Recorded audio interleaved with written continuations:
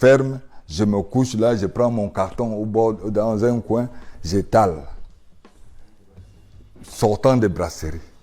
À l'époque, il n'y avait pas de téléphone. Donc, pour me joindre, c'était compliqué. Ma famille même, ça a dit ils étaient perdus. Tout le monde perdu. J'avais que mon sac à dos. J'étais un débrouillard dans la rue, j'essayais un peu. Je suis même allé au-delà même à un moment donné. De profiter de l'occasion pour aller au marché, parce qu'il y a un marché juste à côté, en journée. Parce que quand on voulait ouvrir le magasin, il fallait libérer. Ouais, j'étais un locataire d'espace. Donc il fallait libérer. Donc je me retrouve en plein marché, en journée. Je suis obligé de faire ce qu'on appelle les pickpockets. Parce qu'il faut quand même... Il faut vivre. Puisqu'il n'y a rien, tu n'as pas d'espoir, tu n'as rien.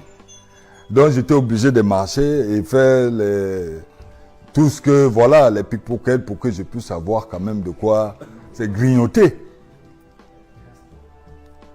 Voilà que je l'ai fait pendant 3 jours, 1 semaine comme ça. Parce qu'on ne savait pas où aller.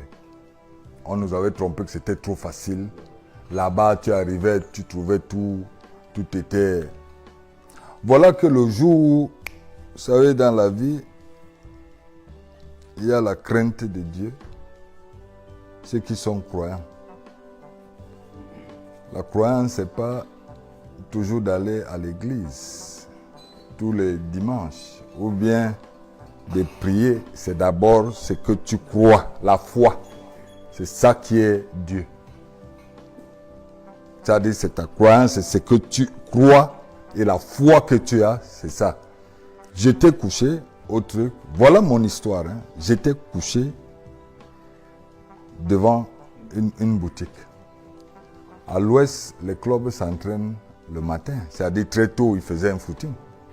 Il fait un froid incroyable. Mais comme là-dedans, il y a les élèves, il y a des étudiants, il y a des gens qui travaillent à l'époque. Donc pendant qu'ils sont en train de faire le footing, et ils courent en chantant. Moi, j'ai cru que c'est un peu la police. Non, j'ai cru que c'était des militaires. Voilà, ça c'est le rythme des militaires. Au moment où je veux me retourner pour voir un peu, pendant que je suis sur le carton, que je me retourne, je vois une personne avec une chaussure à main de football. Une godasse. C'est là où je plie mon carton. Je le remets dans mon coin. Je prends mon sac à dos. Je commence à les suivre. Quand je les suis, ils sont en train d'aller faire leurs derniers étirements et de pouvoir faire un petit jeu et se libérer pour aller, ceux qui allaient à l'école, ceux qui devaient aller au travail. C'est là où, quand j'arrive, ils me considèrent pas, ils ont considéré quelqu'un, un jeune qui était là derrière. Ils ont commencé même à tirer les ballons partout. Ma modeste personne, c'est moi qui allais ramasser les ballons et revenir les donner, puisqu'il fallait que je sois occupé. Il fallait que je sois occupé. Voilà comment je pars, je reprends les ballons, je ramène. Au moment où ils veulent s'en séparer, c'est-à-dire finir l'entraînement, la séance d'entraînement, c'est là où ils veulent faire un 2 camps. Pour s'amuser un peu, vite fait et tout. Ils sont 11 là-bas, ici il y a 10. C'est pour ça que je parlais de Dieu tout à l'heure. Ils sont 11 là-bas et 10 de l'autre côté.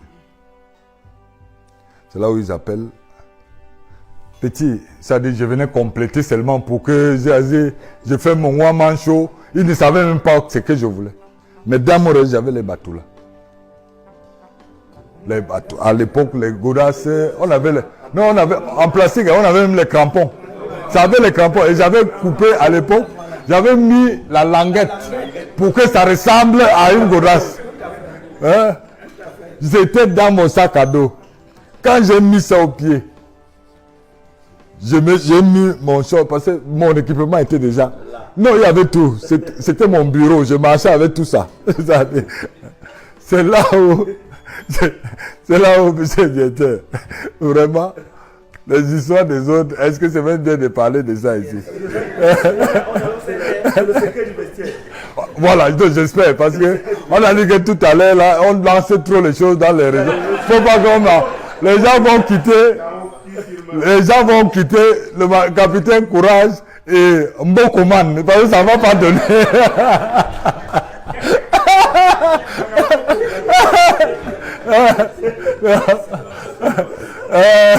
Non, mais bon. Après, j'ai dit, même si c'est le cas, oui, je serais fier de le dire, parce que j'ai dit, c'est pour encourager même le Mboko que il peut partir de là et arriver aussi à quelque chose. Parce qu'en fait, c'est ça même le message. Donc, voilà, je me retrouve, on joue. Quand on finit là, ils m'ont pris, j'ai commencé à jouer. Mais je cognais les aînés et tout ça, moi étant petit. Mais c'est l'entraîneur qui était là. Resta de Bangou. Resta de Bangou. C'est mon premier club. Parce que peu de gens ils le savent. Que je suis parti des brasseries à Resta de Bangou. Quand j'arrive à Resta de Bangou, l'entraîneur, quand je m'entraîne, mais ce que j'ai fait aux aînés, c'était... On dit, mais... Il a même commencé à dire qu'il prenait le Njap. Moi, il ne savait pas le Njap. Que l'enfant, si même, pourquoi il est rebelle comme ça. Mais il ne savait pas le vécu que j'ai eu. Tout le parcours. Donc, tout est sur moi. Il faut que je me libère. Je me libère de ça parce que j'ai dit, là, vous m'avez redonné une autre opportunité. Il faut que je la saisisse. Voilà comment je me mets dans le truc. À la fin de l'entraînement, cet entraîneur m'a tiré de côté. Il était professeur d'éducation physique à un lycée à Bafoussa. Il me dit, tu sors d'où? Je dis, je sors de Yaoundé. Il me dit, tu fais quoi ici? Il dit, je suis venu jouer. Il me dit, tu habites où? Je dis, je n'ai pas de maison. Mais tu dors où? Je dis, je dors en route. Il me dit, quoi? Mais tu dis que tu veux jouer? Bon, il m'a pris, il m'a amené chez lui. Quand il m'a amené chez lui, il m'a dit, attends, moi je m'avais donné cours, je reviens. Quand j'arrive même à la maison, j'étais gêné parce que moi aussi, je me suis adapté tout de suite parce que la confiance que j'avais, c'est qu'il était déjà au moins entraîneur et que tout le monde savait que les gens le reconnaissaient. Quand il m'amène chez lui, moi, il me présente à sa femme. Il y avait sa femme, les enfants, tout le matin. Il dit, bon, cet enfant, il va rester ici, il va m'attendre. Bon, le premier réflexe, vous savez, les femmes, elles ont toujours un réflexe. Il y a toujours un peu de crainte, mais cette connaissance tout de suite, directe, activée, qui amène à la maison. Ça attire l'attention.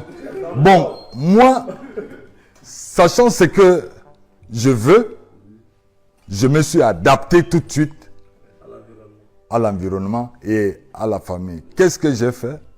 À l'époque, j'ai dit, il y avait des trucs, c'est-à-dire des pompes à eau là, et j'ai compris que quand j'ai regardé, on m'a dit, il paraît qu'il n'y avait pas de l'eau dans les fuites. Qu'est-ce que j'ai fait? Sans lui demander, sans demander à madame, j'ai pris, je suis allé, j'ai mis le truc, je suis revenu, j'ai versé dans le feu. Je suis reparti, j'ai rempli tout un feu. En attendant qu'il revienne à midi, j'ai rempli le feu d'eau, j'ai posé. Je suis resté assis. Madame m'a fait à manger, elle m'a donné, j'ai mangé. Quand il est revenu, il m'a dit, tu veux jouer? J'ai dit, je veux jouer. J'étais même mineur, je n'avais même pas le droit de signer un document. Maintenant, comment faire pour que je puisse avoir une licence? C'est là le problème. Le problème se pose là. J'ai déjà 15 ans, 16 ans. C'est là où maintenant, j'ai dit, je crée... Lui-même, il crée un modèle, il devient moi-même mon père. Pour jouer avec une fausse licence. Mais attends, il ne faut pas couper que on joue aussi avec les fausses licences. Donc vous savez que C'était à l'époque. À l'époque. Donc, pour jouer avec une fausse licence, c'est-à-dire, dans les normes, c'est-à-dire, je n'ai pas le droit de signer. Hein? Mais on a manigancé un truc. Je me retrouve à Bango. Deuxième division. On commence à jouer. On fait cet entraîneur-là, le service qu'il a rendu jusqu'à aujourd'hui. Je ne sais pas, c'est seul le Seigneur qui sait ce qu'il réserve. C'est là où je pars à Bango. Quand je pars à Bango, je commence à jouer. Je suis déjà titulaire, avec les papas même, hein, les âgés même plus que moi. Je commence à carburer, c'est-à-dire avec la détermination, l'engagement et tout ça, là, la famine et tout ça. On était logés. Lui, qu'est-ce qu'ils ont fait? Ils nous ont logés. C'est-à-dire on a trouvé une chambre où on était tous dedans. On était au moins 10 dans une chambre. On mettait les cartons avec les lonos. Les Guinéens, tout ça là, on se retrouvait tous là-bas. Et on avait alors, ce qui était plus grave, c'est que les tenues, nos tenues, on avait les mêmes tenues. Il n'y a rien, c'est-à-dire il n'y a pas de fonctionnement. Damé nodé. On est obligé de se débrouiller. La première fois, les gars, ils m'ont donné, quand je signe, ils m'ont donné 30 000. Enfin, signature, c'était l'accompagnement, parce que je n'avais même pas le droit. 30 000. J'ai essayé aussi de faire le one-man show, comme tout le monde, pour se sentir aussi à l'aise. Je suis allé au marché. Je suis allé à la friperie, porter un peu quelque chose pour que je me sente un peu. Et essayer même d'avoir même le matériel pour pouvoir travailler. C'est au sorti de là que le championnat commence. Je suis tout de suite appelé avec les juniors. Quand je suis appelé avec les juniors, ma carrière commence un peu... C'est-à-dire, je faisais partie de ma catégorie qui était les cadets juniors et parfois même qui allaient faire le renforcement chez les seniors. Donc quand on m'a appelé avec les juniors, je suis venu. On a fait... Quand nous sommes allés où? En Ouganda et tout ça là. Avec à Ouganda. Donc vous voyez cet enchaînement des choses. En jouant là-bas, la possibilité tout de suite.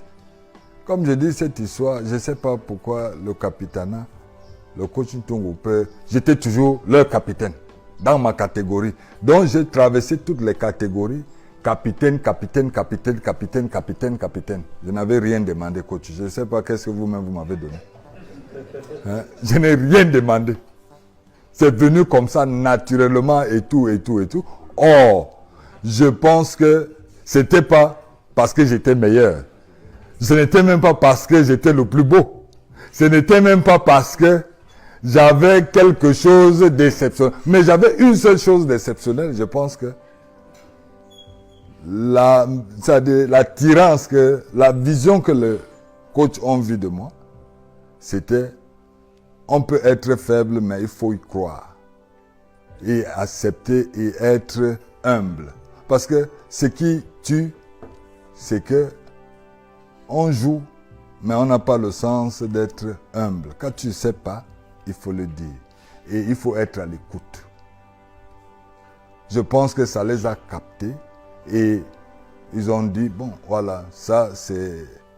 C'est-à-dire, j'avais ma personnalité. C'est que je savais aussi que, autant je suis comme je suis, j'ai aussi des qualités où j'ai mes qualités et mes défauts. Quand ça ne va pas aussi, je peux réunir parce qu'en même temps, en groupe, c'est difficile. Il faut toujours, c'est-à-dire, une gérance n'est pas facile. Alors, bref, je suis passé des juniors. Tout de suite, j'ai été sélectionné à une présélection. C'était en en 90, j'ai été présélectionné avec l'équipe première, les A. Non, j'étais à Bangou. C'est de Bangou. Non, je pars de Bangou. Je reviens. Je signe dans le tonnerre parce qu'à Bangou, j'ai joué 3 mois.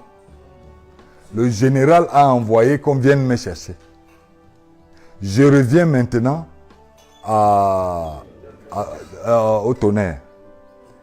Quand je reviens au tonnerre, je suis revenu en 94. 93-94. Ouais. Parce que en 93, je reviens au tonnerre. J'ai joué les juniors en 93. En 93. Et je reviens donc dans le tonnerre maintenant. Et dans le tonnerre, j'ai passé une saison. C'est là où j'entre maintenant dans le truc. C'est là où le général, il a envoyé que je vienne. Je suis arrivé. C'est là où j'ai commencé à prendre conscience un peu plus, c'est-à-dire du sens du professionnalisme. J'ai appris, c'est-à-dire l'envie de jouer à la base. Maintenant, voir que ce métier peut être un travail, c'est à partir de tonnerre où je tombe avec des aînés. Où je dis, je me retrouve dans un cercle où je suis qu'avec des aînés. À l'époque, il y avait les Mbassi,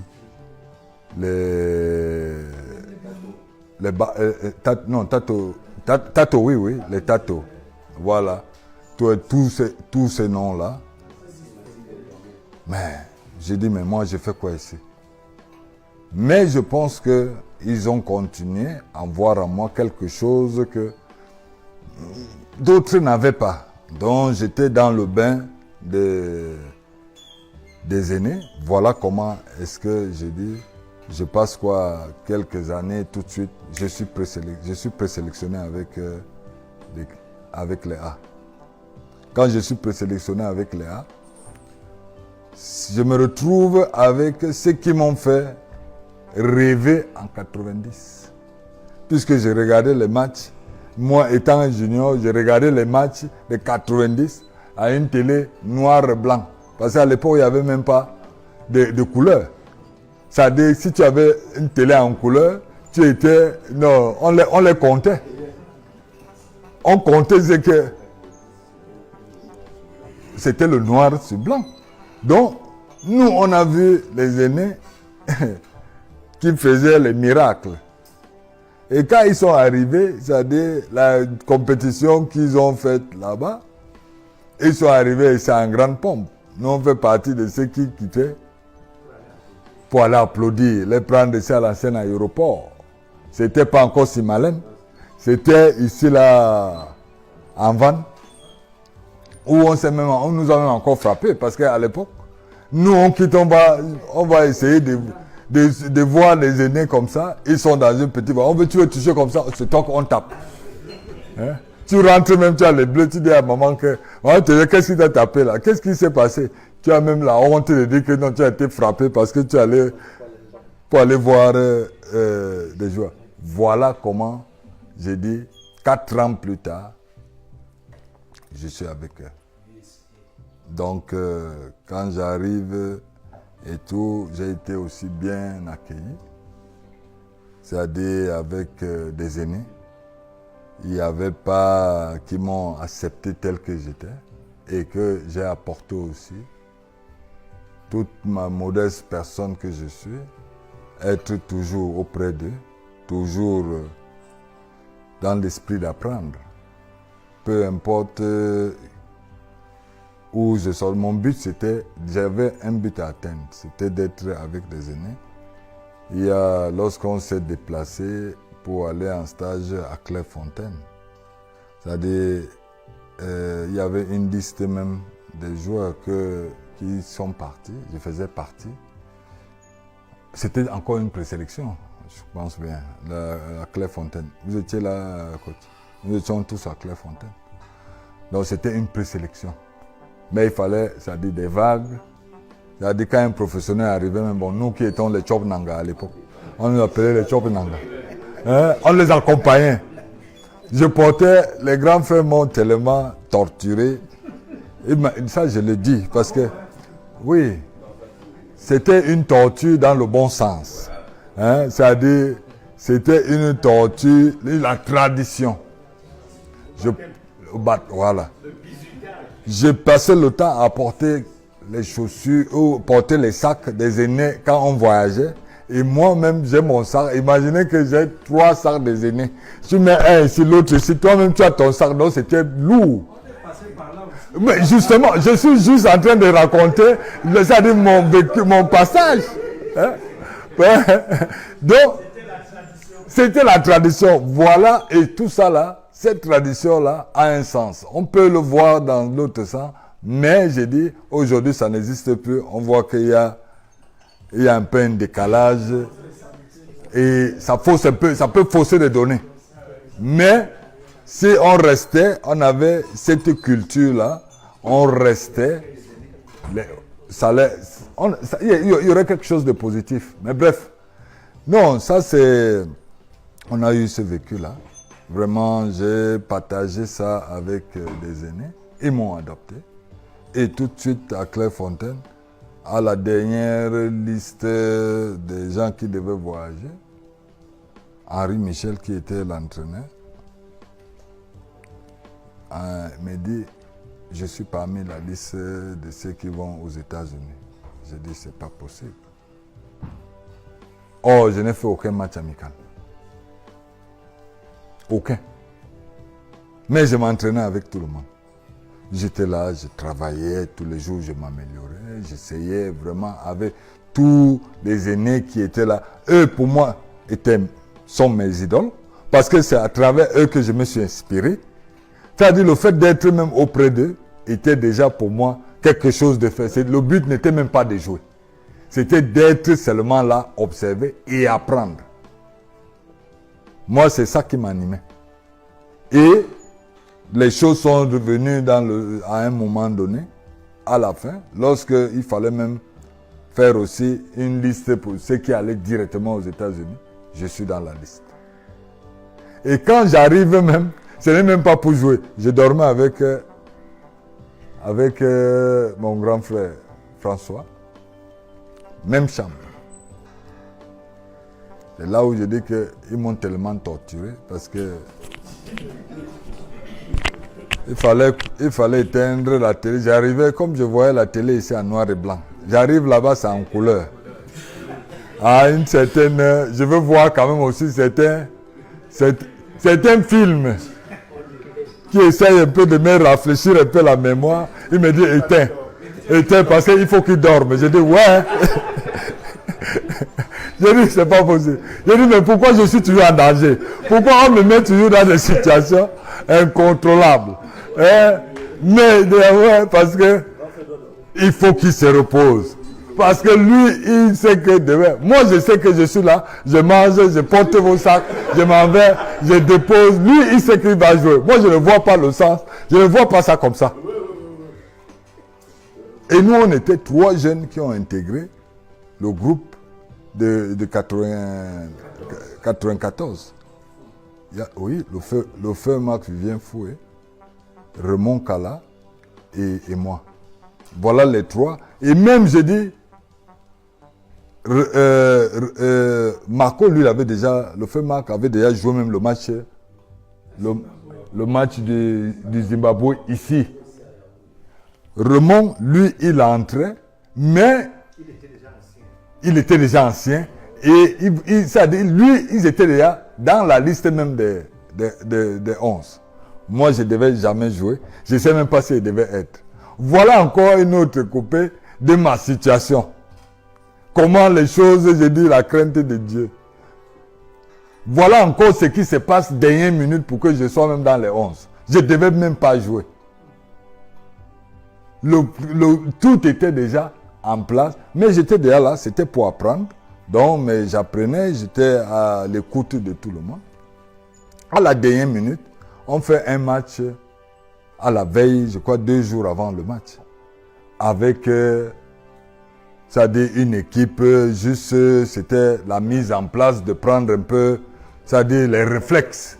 C'est-à-dire quand c'est le dernier truc comme ça, tu ne joues pas avec une équipe qui a un certain niveau et tu essayes de trouver un adversaire un peu auquel il faut que vous vous retrouvez les automatismes, c'est-à-dire que ça passe plus vite. Aux États-Unis, on joue même avec certains Camerounais qui étaient même les barman, tout même, c'est-à-dire les gars du quartier, les DJ. Oui, non, mais c'est vrai. Ils ont fait une équipe et Henri Michel voulait seulement que les réflexes se tournent et mettre son dispositif.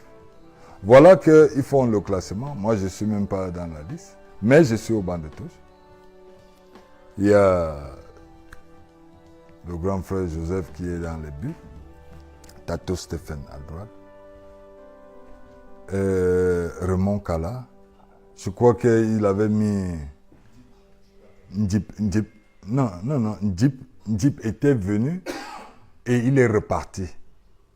Et il est revenu. Oui, Ndip il a joué et à gauche il a mis Abohans. Donc le match a commencé comme ça. Voilà la défense qui était prévue, préparée. Tout était clair. Je ne sais pas, à la 80e minute, je pense que Arbo se fait mal. En latéral gauche. Arbo se fait mal.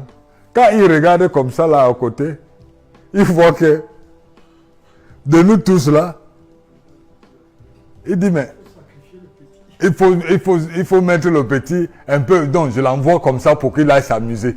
Puisque les gens même sont en train de nous mettre mal à l'aise. Donc lui aussi, qui ne disait pas demain, il me dit, Henri Michel me dit, va jouer. 20 minutes. J'avais soif. Et faim. C'est-à-dire, c'est comme si on a tapé le marteau pour révéler, c'est-à-dire, ça a réveillé encore tout ce qui s'est passé, c'est-à-dire le passé. Oh! Quand je suis entré là, ça dit à gauche. Non, j'ai mis de l'ordre. Il y avait le désordre, j'ai mis de l'ordre. Non, j'ai mis de l'ordre. Tout le monde a été d'accord. Quand on rentre, voilà ce qui se passe alors. Bon, moi, honnêtement, je me dis, de toute façon, c'est une blessure qui arrive. Bon, j'ai fait mon affaire. On m'a donné la possibilité. Je me suis exprimé. Voilà qu'à la fin, 2 jours, non, la veille de match, Henri Michel m'appelle. Je suis avec François dans la chambre. Il m'appelle. Il me dit, je veux te voir. J'ai dit, mais j'ai commencé à me poser des questions. Je mangeais au restaurant plus que tout le monde, puisque mon passé, je n'avais jamais mangé. Là, je tombe sur une occasion, il a mangé. Bon, non, il connaît. J'ai mangé jusqu'à même les gens demandaient que l'enfant, c'est comment. Et à la fin, en 2 jours du match, ils ont compris que j'ai commencé à baisser. Même avec François, mon frère avec qui il dormait dans la chambre, je n'ai pas dit que quand le coach m'a appelé, je lui ai jamais dit ce qu'il m'a dit. Quand il m'a appelé, il m'a dit que prépare-toi, tu vas jouer. J'ai mis les mains à la tête. Contre la Suède. On me dit tu vas jouer le premier match. J'ai dit qui moi? Il me dit prépare-toi. Au restaurant, quand j'entrais, c'est-à-dire mes aînés là ils disaient seulement bon d'abord on va te servir parce que laisse-nous on se sert avant. Donc ils ont commencé à voir que quand j'ai remplissé le plat, ça a baissé. Ils ont commencé à dire que l'enfant, qu'est-ce qui lui arrive? Est-ce qu'il est malade? Il a un problème? J'ai gardé ça en moi. J'ai gardé ça tranquillement. En fait, on a géré comme ça. Il m'a préparé. C'est pour ça qu'en même temps, je pense qu'on a un métier. Le métier auquel j'ai dit, après le football et que nous avons opté faire, il y a cette préparation aussi sur le plan psychologique. c'est important parce que j'ai dit, il faut préparer nos joueurs, il faut qu'on essaye de... C'est-à-dire, pas les... Non, il ne faut pas les crisper. Mets-les à l'aise pour qu'ils se sentent redevables. Parce que quand il m'appelle comme ça, en même temps, il me rassure. Il me donne sa confiance. Et je me trouve dans un sens auquel je dois lui remettre cette confiance. Et maintenant, je dois faire tout pour qu'il ne soit pas déçu. Donc, c'est comme ça que j'ai joué avec ma psychologie. J'ai gardé ça à moi. À la réunion technique seulement, c'est là où les autres ont compris que l'enfant qui a changé le repas ici, qui mangeait un peu, donc il savait qu'il devait jouer. Quand Henri Michel fait le truc, quand il met en défense centrale, le premier match Suède, il met le gardien, Joseph Antoine Bell, il met ici libéraux, parce qu'à l'époque, libéraux ou stopper, c'était la même chose. C'est-à-dire, le dossard numéroté qui va jouer à l'axe là, Raymond Kala, Rigobert Son, les gars se sont effrayés pour dire, hey, est-ce qu'il ne s'est pas trompé? Hein? À 17 ans, à peine avoir 17 ans, 18 ans, vous le faites déjà, quel est l'entraîneur qui prend le risque? Voilà comment, dans une Coupe du Monde, premier match, on dit, mais qu'est-ce qui se passe? Voilà comment les choses se sont posées. J'ai dit, ok, bon. Comme il m'avait préparé déjà, je savais qu'il fallait à tout prix qu'à un moment donné, que ça va arriver. Et le premier match, j'étais parmi les 11 entrants à 17 ans. 18, je devais avoir 18 ans. Donc, j'ai fait ce que je pouvais à mon âge. J'ai essayé vraiment de... Donc... Il a fait un dégagement que j'ai transformé en but. Il a dégagé comme ça. Non. Il a dégagé Pas de débat. Ouais.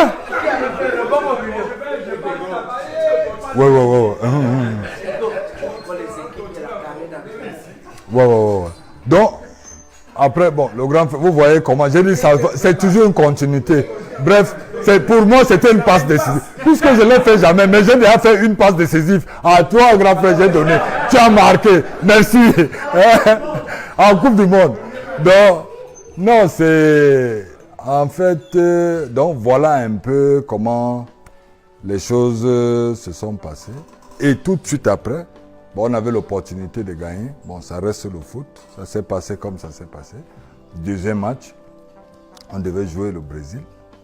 Et l'enchaînement des trucs, l'entraîneur est resté dans le même dispositif, qui reconduit la même équipe qui a commencé parce que on n'était pas négatif. Mais bon, après, j'ai dit le résultat, on n'a pas pu gagner, mais on était sur une bonne lancée quand même. Donc, on nous reconduit. Je fais encore repartir encore des 11 entrants contre le Brésil. Oh, ce même Brésil, on voyait les bébés tôt à travers le noir et blanc.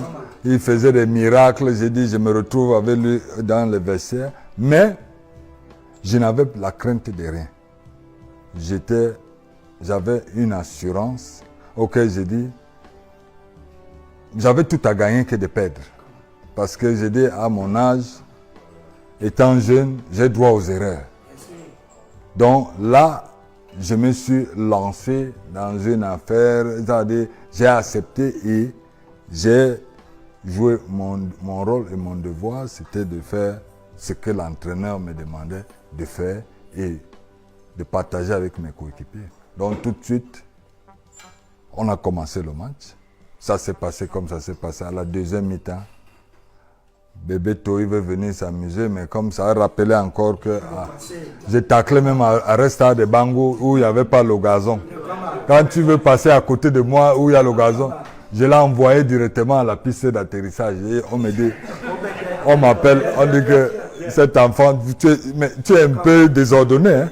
Bon, va d'abord te reposer parce que on va voir après. C'est là où je prends mon carton rouge. Hein? D'athlétisme. Parce que il fallait. C'était mieux pour lui d'aller là-bas. Hein? Pour continuer, c'est-à-dire de faire le marathon. Oui, c'était mieux pour lui de se mettre pour faire le marathon parce que. Hein? Voilà. Non, voilà un peu comment j'ai dit, ça dit mon parcours en fait avec l'équipe nationale. Bon, pro et entraîneur rapidement. Voilà. Donc, pro, on connaît. Pro, entraîneur.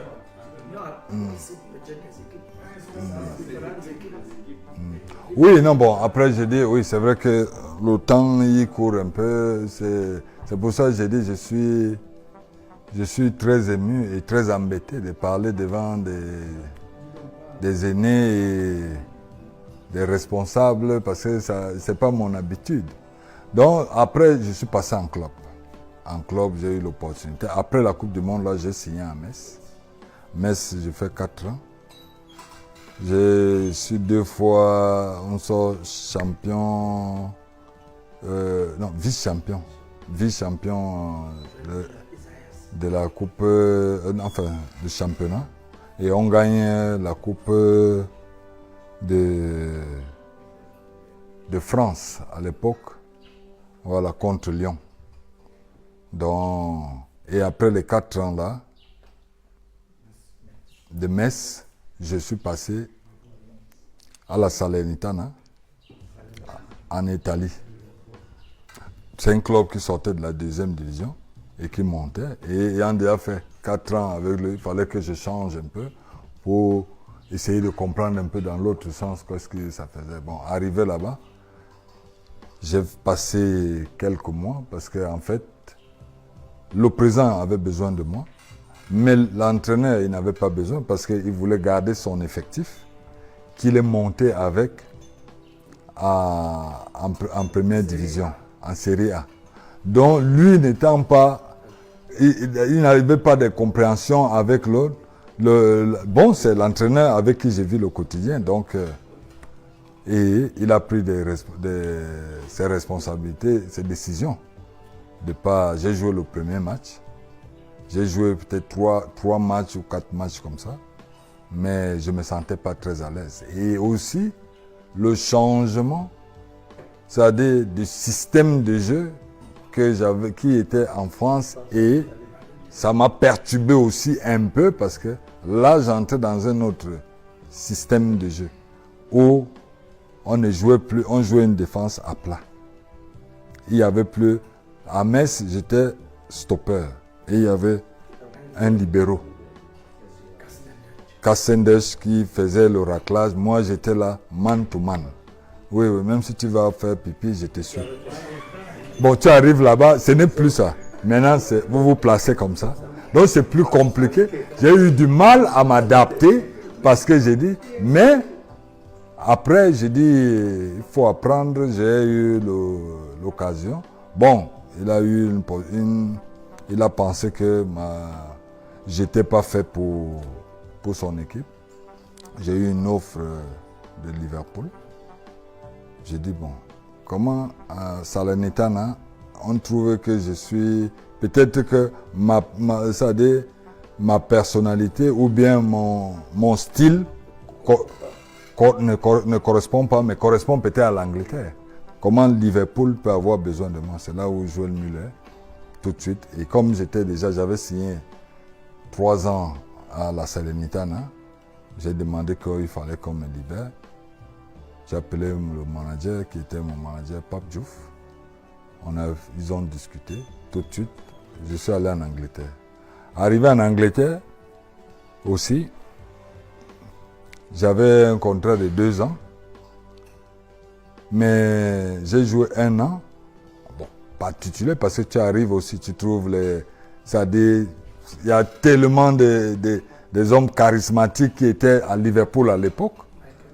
Michael Owen, une défense vraiment très solide avec des joueurs de nom et tout ça là, c'est-à-dire, mais je m'adaptais, je jouais en défenseur central, parfois en latéral, donc mais j'essayais quand même de trouver, mais j'ai appris quand même de tout ça quelque chose, parce que je dis, je suis arrivé dans j'ai parcouru un peu certains pays, et je passe, pourquoi je pars de Liverpool?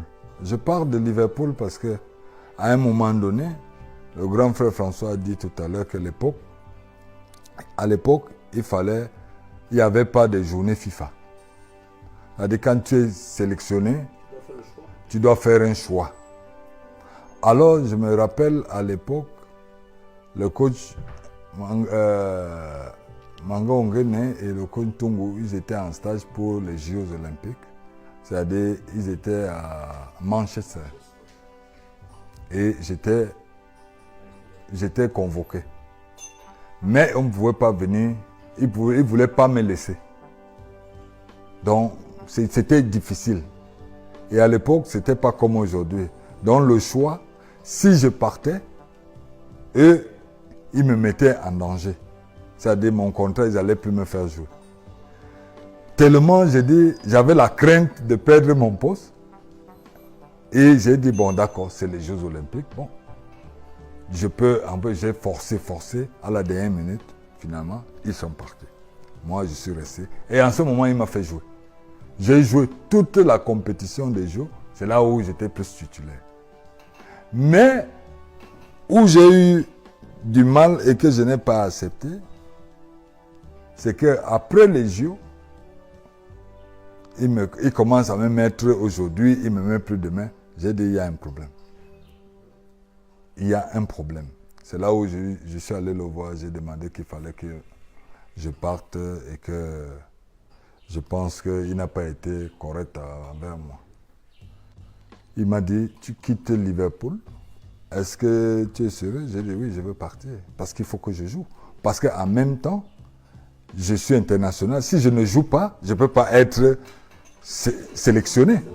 Donc, il faudrait que je joue pour que je sois au moins en activité. Mais si je ne joue pas, comment vous allez sélectionner un joueur qui ne joue pas? Or, il y avait des compétitions qui arrivaient, même avec l'équipe nationale. Il y avait la CAN et il y avait la Coupe du Monde aussi qui devait arriver.